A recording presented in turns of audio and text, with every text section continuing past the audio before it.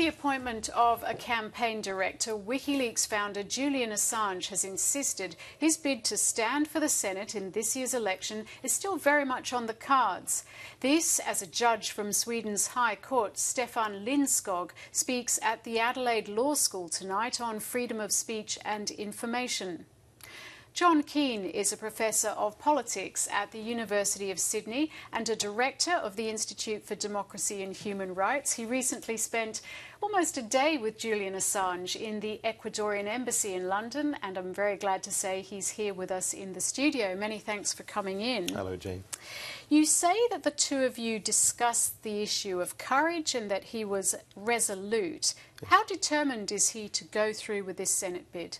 I think absolutely rock solid. One of the things that I looked for in my time with him in this Ecuadorian prison, it's a bizarre setting, is He ran there, so why is it a prison? Because it's a very small confined space on a single floor of a quite small house. You think of an embassy as some sort of palace. There's no sunlight.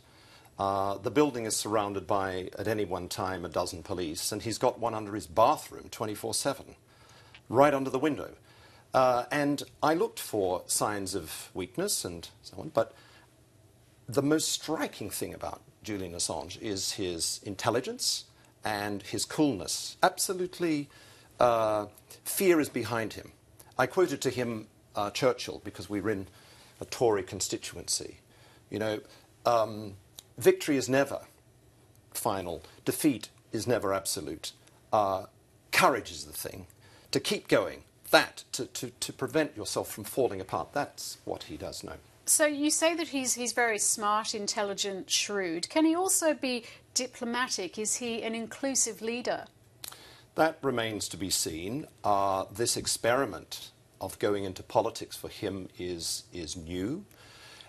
His instinct and the team around him, Greg Barnes and members and other supporters, I think that this is a moment in Australian politics where there is actually widespread public disaffection with the duopoly, with the two main parties. It's happening in all parts of the world, in many democracies, and the polls show that in Victoria, where he will run, all being well, that maybe up to 30% of voters would go for him. In practice, it's going to be lower than that, but quite probably enough to be slingshot from his prison in Knightsbridge in London to the Senate. And that would be something that never happened before in Australian politics. OK, so there is disaffection, as you say, amongst Australians, but would he necessarily make a good politician? Who would be his constituents? I think there's a single issue, there's a single theme that's pretty big, which is that freedom of information laws in this country and the style of politics is far too closed, and that what is needed is much more open government for people. I mean, that's the sort of broad principle, and that he feels in his guts. That comes, as it were, naturally to Julian Assange. When we talked about what kind of party in the campaign, he mentioned several times Wikipedia as a model. You know, you have a core set of principles and you have a core directorate, and he will obviously be the most prominent public figure. But inputs from Australian citizens in all kinds of ways. And that actually is something historically that used to be the case in Australian politics. That's how parties were born and thrived. That's no longer the case because we have dominant parties that have virtually no members, and they run a media operation. And lots of people have seen through that, hence the disaffection. If he were to become a senator, would he be able to keep a secret?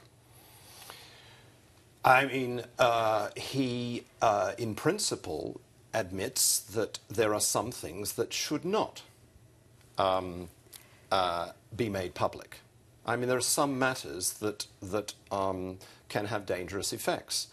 But the big theme, and the theme for which he'll be remembered, is that he put his finger on a basic rule in politics, which is that arbitrary power feeds upon secrets. And the collateral murder video the huge releases of cablegrams, I mean, are part of that belief that actually arbitrary power, concentrated power, the American empire, is dangerous because of the secrecy on which it feeds.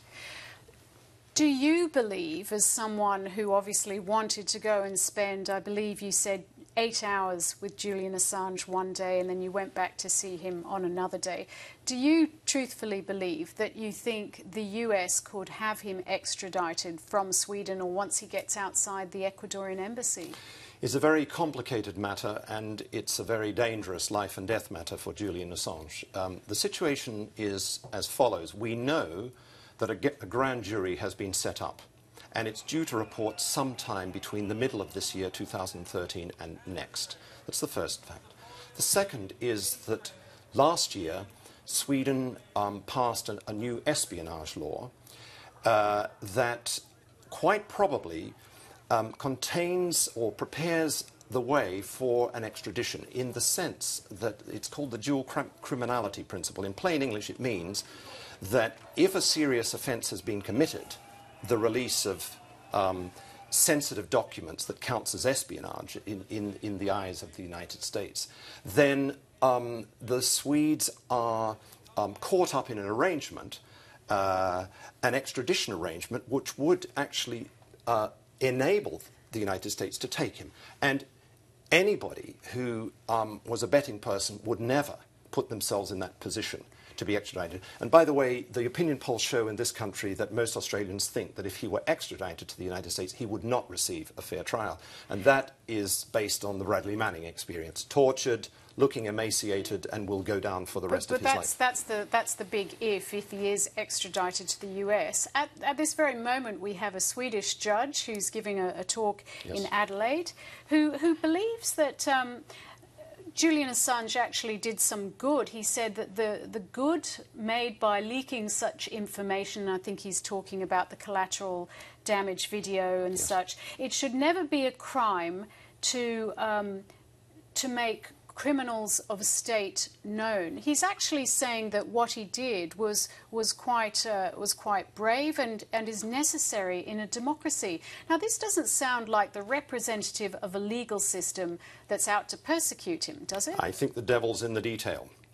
And I think Justice Lindskog's appearance on Australia is a bit unusual, by the way. It is unusual. You know, coming into a country where an Australian citizen... As if he's trying to appeal to the people of this country. Yes, a platform from an Australian jurisdiction, so to say.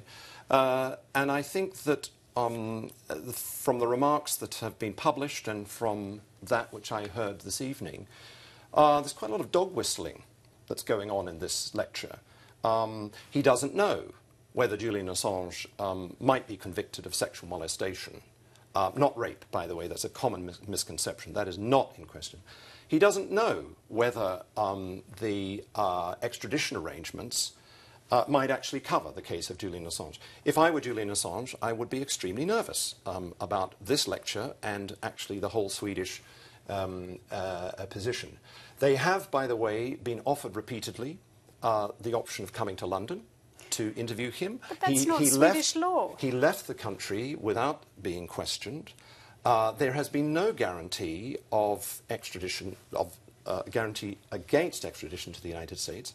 So for the moment there's a standoff, and I think the Assange legal team believes that actually the Swedish case is beginning to collapse. Interestingly, this week the chief prosecutor was replaced, and interestingly one of the plaintiffs got rid of her lawyer.